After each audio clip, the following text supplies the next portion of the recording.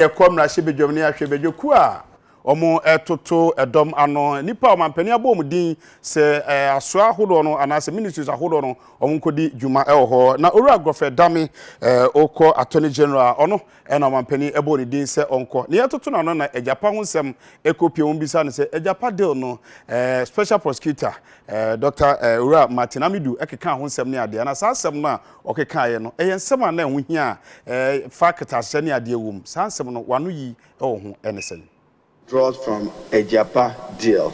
It was not data-bound withdrawals from a mandate agreement deal. So it tells you what role data-bound probably played or was playing as book runners in the transaction. Now, in the mandate agreement, you've just given me a copy. This is the title. Entered into by Ministry of Finance of the Republic of Ghana. Then it has IMRA Corporate Finance Limited. Then it has Data Bank Financial Services Limited. So, Chairman, I just want our records to capture it.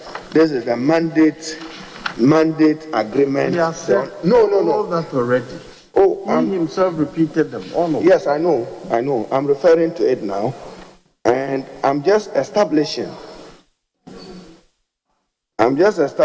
that there is some reference to it, to the Ministry of Finance representing the government of Ghana, and to IMRA Corporate Finance Limited. And in his view, this does not qualify as an international economic transaction by the provisions of Article 1815 of the Constitution.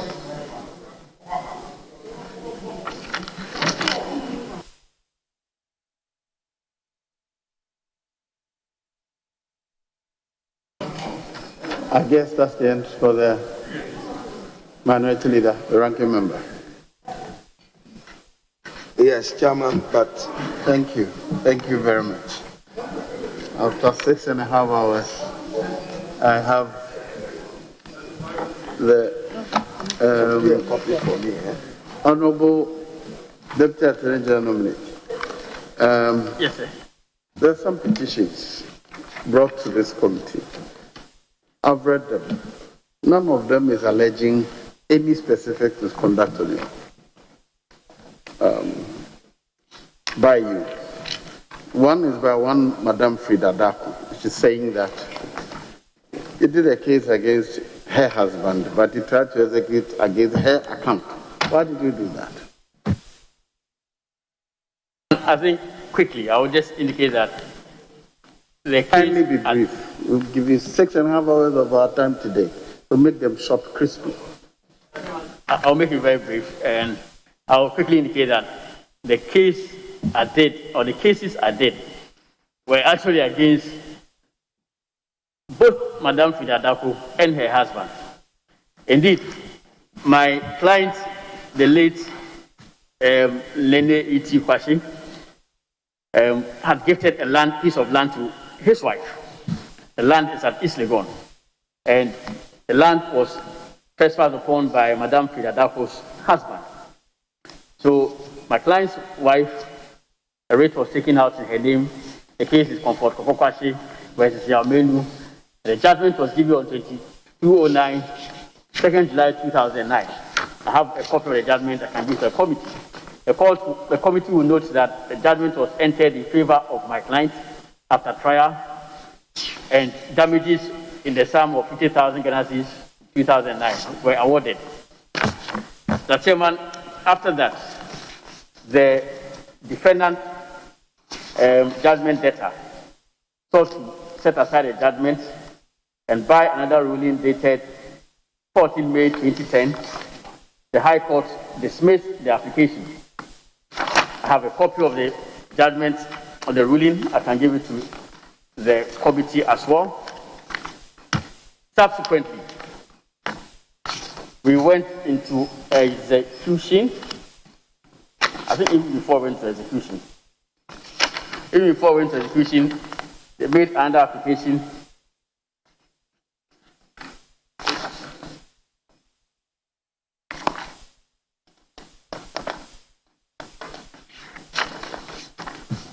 Mr. Chairman, so we went to execution, and the judgment, the certain accounts were attached and Ghana sheet. The Chairman, Madam Fridadaku indicated that her account has been erroneously attached. Indeed, the record will show that when she made this claim, I never disputed it at all. So the court actually gave a ruling dated 11 November 2010, releasing the account from attachment. And it's very important because the complaint seeks to suggest that I strenuously sought to attach the account and afford and all that. It says here that speaking to a motion or notice for self-execution, counsel for defendant applicant stated that plaintiff respondent has been served. He referred to a motion paper and the position in support, stated that the wife of defendant was not part of the suit and is wrong to attempt to garnish her account, and that there is no judgment. So. The fact says the motion has not been contested. So the record will show that when this was brought to attention of the court, that her account has been attached, there was no contest at all. In all fairness to my practice, as I always say, I didn't contest. Can I say proceedings are maintainable in respect to the judgment debtor, and therefore, in the absence of any contest, it was released. Chairman, that is the ruling of the court dated 11 November 2010.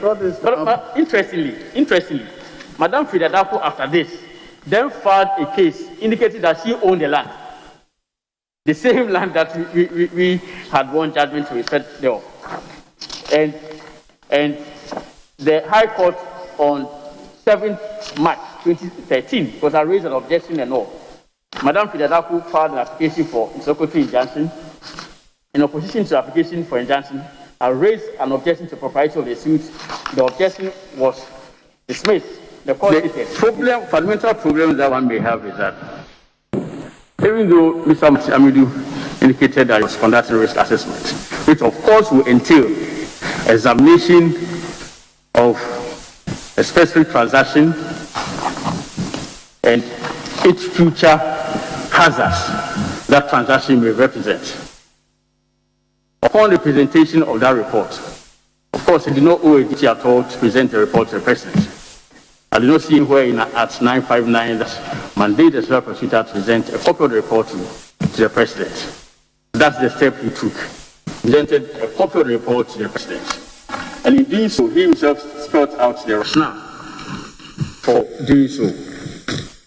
The rationale for presenting a copy of the report was indicated by the special prosecutor in his letter to the President, dated 16th October 2020, as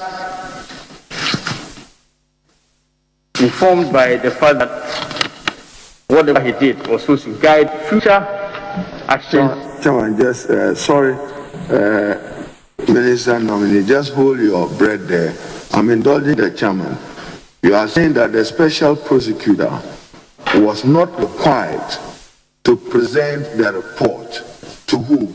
To the President. To the President. To the President. He was not required. It's not required. Are you aware whether there was a referral from the President to the office of the special prosecutor? You have any indication? I'm not aware. You are not aware? He indicated in his letter that he was carrying out the exercise, the exercise of his mandate under Section 2, Paragraph C of Act 959. So that is the record. But you are aware that the special prosecutor, if you read the act that you referred to, was independent on any matter. Yes. He could institute an investigation for the purposes of the general good of the country. Do you agree with that? I agree, and that's not the okay, you can continue. Chairman. Thank you. Mr. Chairman, and it's actually in line with that I say that he was not obliged to present a report to the President. He indicated in the report that he presented to the President that he was doing so because the exercise that he was carrying out was only supposed to guide future executive actions of government. And for that matter, he did so.